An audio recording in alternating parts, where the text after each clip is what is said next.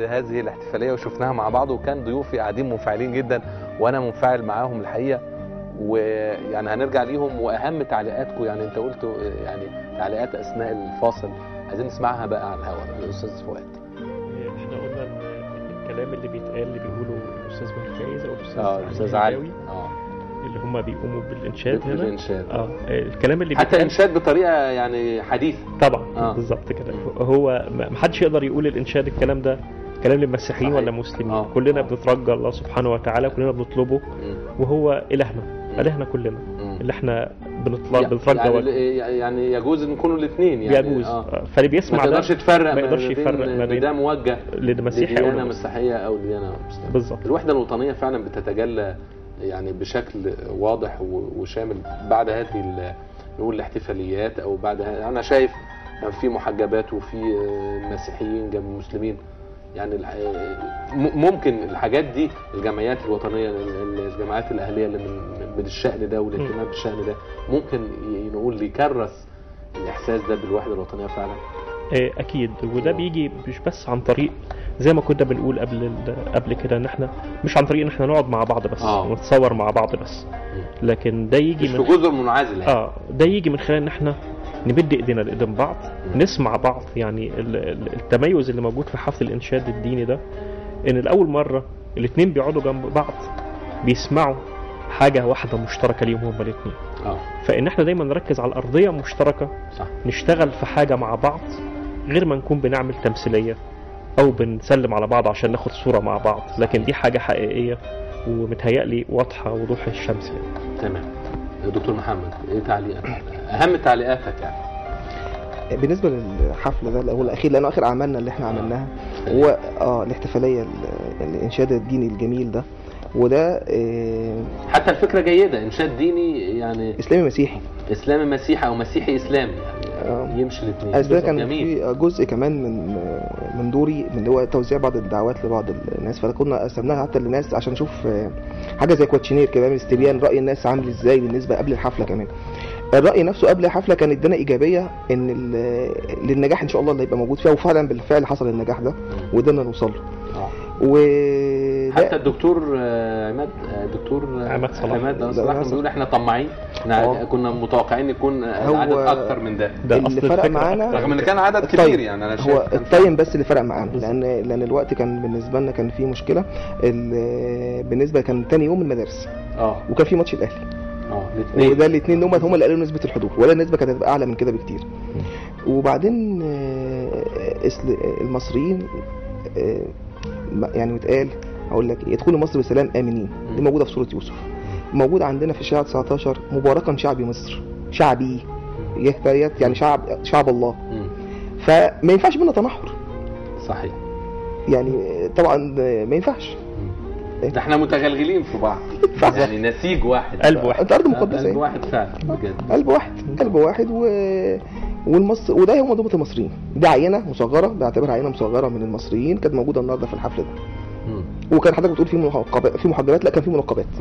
ممكن الكاميرا ما كانتش واسعه ان هي تجيب المنقبات، لكن كان في منقبات في الحفل.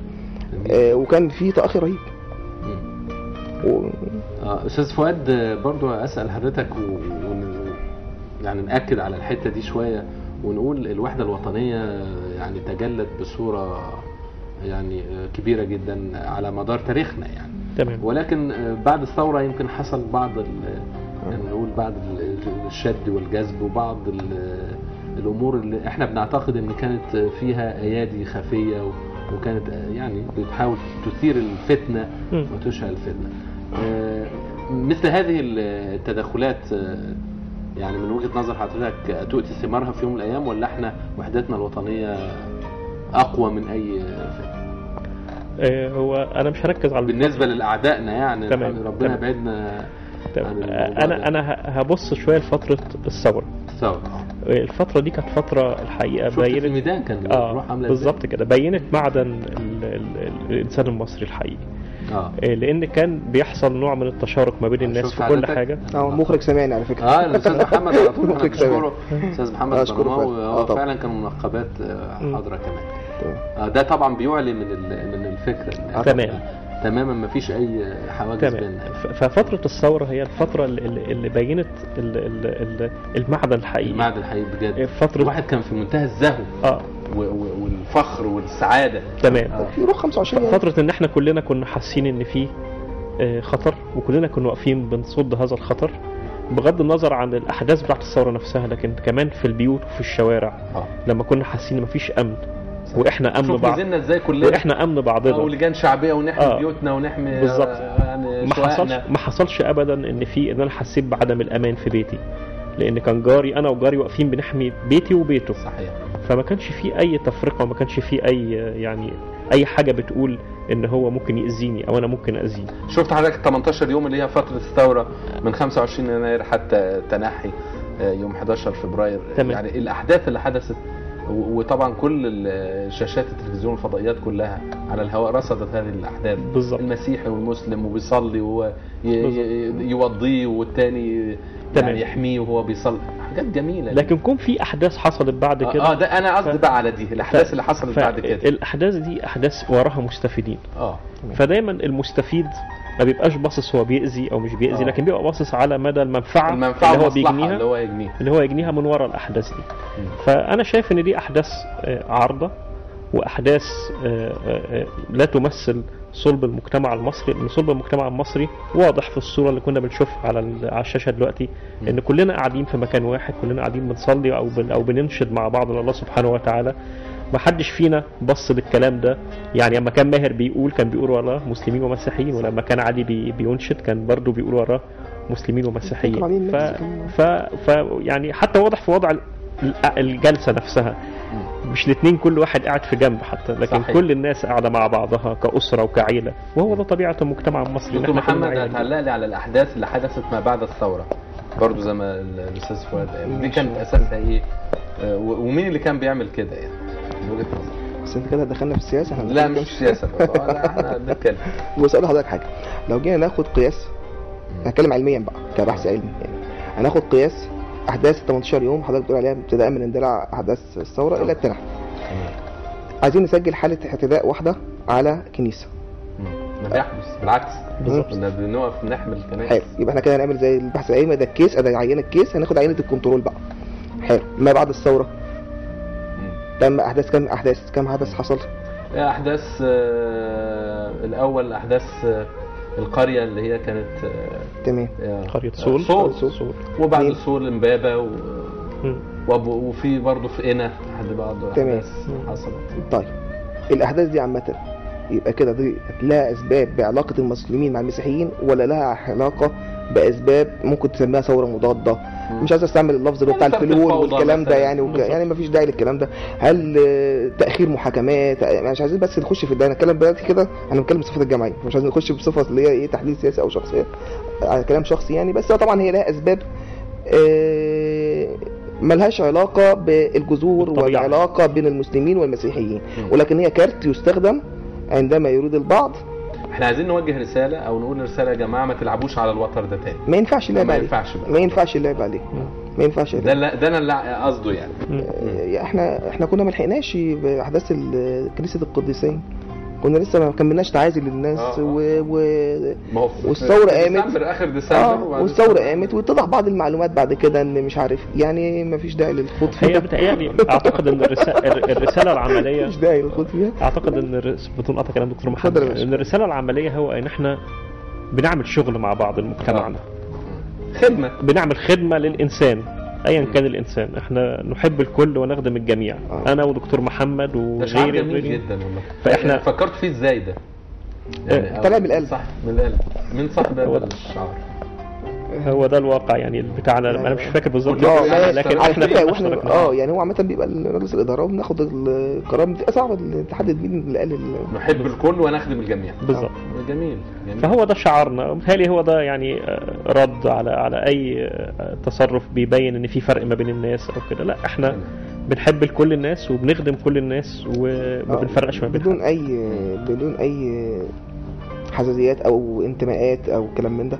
وكان في الحمله اللي كنا عملناها بتاع وكل الطبقات، يعني برضو مش موجهه لطبقه معينه، فئه معينه. لا كنا عاملين احنا قبل كده اللي هو المشروع كان مع السائقين والراكبين ومشاكلهم ايه مع بعض، وجمعناهم مع بعض. كانت المناسبه كان في رمضان اللي قبل اللي فات، وعملنا الافطار لهم وتم تجميعهم بقى ازاي يبرز مشاكله ايه. السائق يقول ايه مشاكلك مع الراكب، والراكب يقول لك ايه مشاكلك مع السائق. وكان المفروض الاداره المروريه برضه يعني كوسيله من وسائل النقل بنقرب المشاكل او النقل العام. ده مشروع بقاله فتره يعني دايما بيبقى في احتكاكات ومشاكل. فاحنا حبينا ندرس بصوره عمليه، نجمع كل اطراف المشكله قدام بعض، ويبتدي كل واحد يقول ايه مشكلته عشان نقدر نسمع بعض. ما قد تكون مشكلتي متعلقه بان تصرف او سلوك بيعمله الطرف الاخر، وتكون حاجه بسيطه، التاني بس لو قدر يغير من سلوكه ده يكون حل مشكله ببساطه. يعني هو احنا اشتغلنا في حاجات كتير ومع طبقات كتير، بس طبعا المجال مش هيسمح عندكم في الوقت اللي احنا نفتح الملفات كلها. براحتك، نفتح الملفات كلها يعني. يعني احنا الهدف زي ما احنا قلنا هو بيلف في اطار وفي مدار الشعار بتاعنا واضح. الكل بمعنى الكل، ليس طبقه مثقفه او طبقه الجميع بمعنى الجميع يعني. تمام. كنت عايز اتكلم مع حضراتكم عن المشروعات المستقبليه يعني في اللي بتدور في خلدكم، يعني فيما يتعلق بخدمه الناس وخدمه المجتمع. هل هناك مشروعات بعينها بتركزوا عليها، ولا في خطه او تشارت او طبعا وفي مشروعين تحت الدراسه مركزين فيه يعني تحت الدراسه بطريقه معينه يعني؟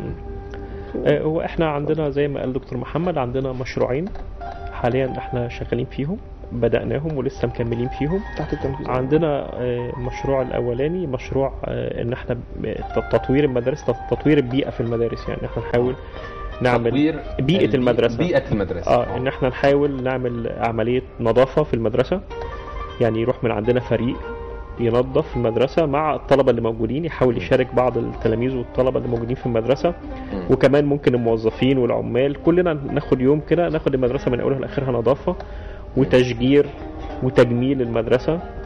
بالحقيقة هدفنا من المشروع ده إن احنا نخلق بيئة حلوة للطلبة تشجعهم، خاصة بتوع مرحلة ابتدائية يعني الصغيرين، احنا نغرس فيهم كمان حب للنظافة والمحافظة على المكان اللي هم بيتعلموا فيه، ونغرس فيهم كمان مسؤولية ناحية المكان اللي هم بيتعلموا فيه. الناس بتعتبر المدرسة دي مش بتاعتنا، دي بتاعت الحكومة، يعني هي تنظفها هي تجملها، احنا يعني مش مسؤولين عن كده. فاحنا بنحاول نغرس في الجيل الصغير ده مسؤولية، الثقافة، مسؤولية ناحية المكان. المدرسة دي بتاعتنا، المدرسة دي بتاعتي انا، هاجي اخليها في احسن صورة، هجملها، هشجرها، اما الاقي ورقه هاخدها ارميها، هحترم كمان عامل النظافه اللي موجود في المدرسه ده، هقدر الدور اللي هو بيقوم بيه. فاحنا الحقيقه بالاتفاق مع السيد الاستاذ مدير اداره غرب المحله خدنا برضو نموذجين من المدارس، يعني خدنا مدرستين ابتدينا بيهم، شغالين حاليا في مدرسه منشيه البكري الابتدائيه، وبعد كده هنروح مدرسه صندفه. ابتدينا نعمل يوم معسكر غير يوم الدراسه، نجيب الاولاد الصغيرين نقول لهم فكرة اليوم ايه، نبدأ معاهم من الصبحية ننظف نشتغل في المدرسة، وبعدين نقوم عاملين فقرة ترفيهية فيها ألعاب رياضية وفيها موسيقى وفيها حاجات مشوقة للأطفال عشان ما يبقاش اليوم في كل شغل. فطبعا فمن هنا بيتغرس جواهم حاجة، بيحبوا أولا اليوم ده وبيجوهم مبسوطين، وبعدين بنحاول نكرره ونحاول نجيب شوية زرع شوية حاجة نحطهم في المدرسة بحيث تبقى حاجة. بدأتوا المشروعات دي؟ ده بدأنا فيه، وشغالين فيه. تمام. في مشروعات أخرى؟ طبعا بس هو برضه بالنسبة للحتة الترفيه اللي قال عليها اللي احنا معتمدين دي عندنا، يعني أي مشروع بنقوم بيه لازم المشاركين يتعمل لهم بعدها يوم ترفيهي أو حاجة كمكافأة أو كنوع من أنواع اللي هو التعارف بره إطار العمل برضه يعني. اما بالنسبه في مشروع تاني برضو احنا شغالين عليه الايام دي، بس احنا عامه في مشاريعنا احنا تمويل ذاتي، ما بناخدش تمويل من بره يعني، مفيش تمويل خارجي. فبنعتمد بنظريه زي نظريه اللي هي ايه في الطب بيسموها انفكشن ديزيز، مرض معدي يعني، فبنعدي الناس. فان احنا نعمل حاجه نموذج صح، بعد كده نقدر ان احنا النموذج ده يبقى زي بيسموه في القوى الناعمه، القوى الناعمه يعني هو مثال يحتذى بيه، او في بيسموها القوى الناعمه يعني الى حد ما. فاحنا في شارع محب عندنا في المحله، فاحنا مش مجرد بقى نعمل يعني اعمال نظافه او الكلام ده، لا احنا عايزين ناخده كله رصف، توسعه، تشجير، تجميل، بحيث يكون هو نوال مشروع يحتذى به ويتم تكراره. فبالتالي ممكن جمعيات ثانيه، جمعيات ثانيه، رجال اعمال قبل ما انهي برضه لان الوقت دخل، سؤال بقى لكليكما يعني. الاستاذ فؤاد، امالك واحلامك والمستقبلات بالنسبه للجمعيه وايه يعني اللي في دماغك، يعني اللي ممكن الجمعيه دي تخدم بيه الناس قوي؟ اتفضل.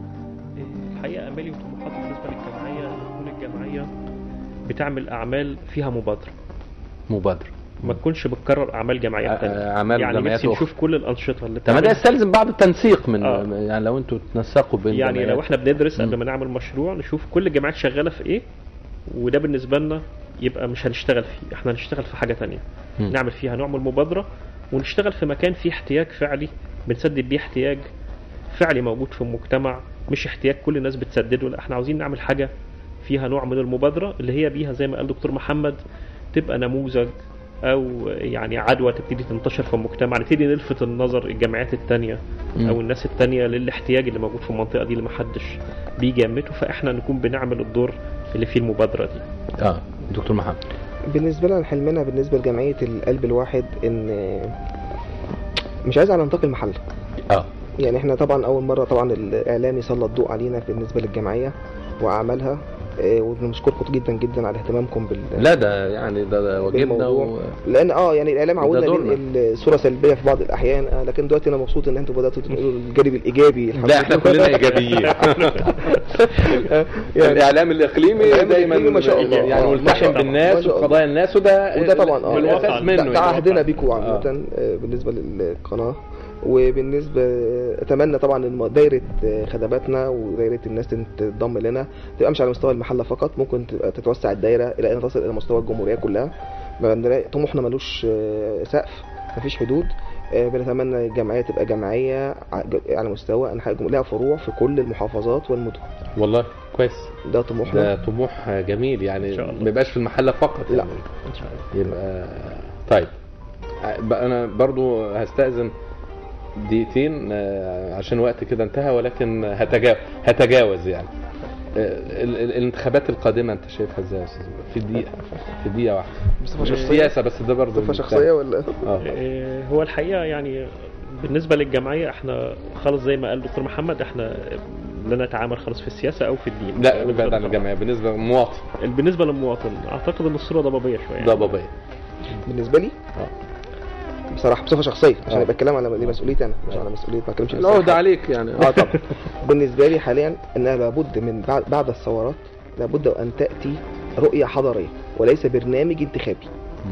حلو تمام. عندما طالب الشعب في ميدان التحرير بان يسقط النظام، فالنظام لا يعني الحكومه فقط.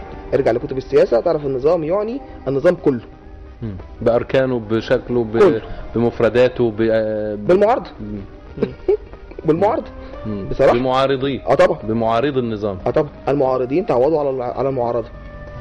لابد ان نتخطى عمليه المعارضه، ان اعترض على نظام موجود الى ايجاد البديل. ما ينفعش اقول هذا سلبي بدون ان اطرح الطرح الايجابي. صحيح. الان هل يوجد طرح ايجابي؟ هل يوجد رؤيه حضاريه؟ هل تم اعداد، مش الاحداث تعد نفسها، هل تم اعداد رؤيه لمصر ما بعد الثوره؟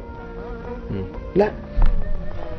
احنا في انتظار رؤيه نشوفها حضاريه ان شاء الله. مرشح رئاسي او مرشح او حزب يتبنى قضايا كله بيتكلم حريه كبرى، حريه عداله اجتماعيه، من شأنها تغيير جذري للمجتمع. بيقول حريه عداله اجتماعيه. طب هتطبق العداله الاجتماعيه الاهداف الاساسيه على الطريقه الاشتراكيه او الطريقه لينين ولا الطريقه الراسماليه ولا الاقتصاد يعني هنشوف. تغيير، حريه، عداله اجتماعيه، هي دي المبادئ الاساسيه ان شاء الله، وتطبيق على ارض الواقع، وهي دي الثوره، ونقول الاهداف الحقيقيه من الثوره. الاستاذ فؤاد ادوار، انا سعيد كل السعاده بوجودك، ونتمنى ان شاء الله لهذه الجمعيه، جمعيه القلب الواحد، كل التوفيق، لان الحقيقه مبشره وتبشر بكل خير. دكتور محمد زقزوق، انا شاكر جدا لحضرتك، شرفتنا ونورتنا. ان شاء الله نلتقي مرات اخرى، احنا معاكم على طول ونتواصل معاكم باذن الله. شكرا جزيلا. اعزائي المشاهدين، مشاهدي حدوته مصريه، بهذا اللقاء بنكون وصلنا بحضراتكم نهايه هذه السهره وهذه الحلقه من حلقات حدوته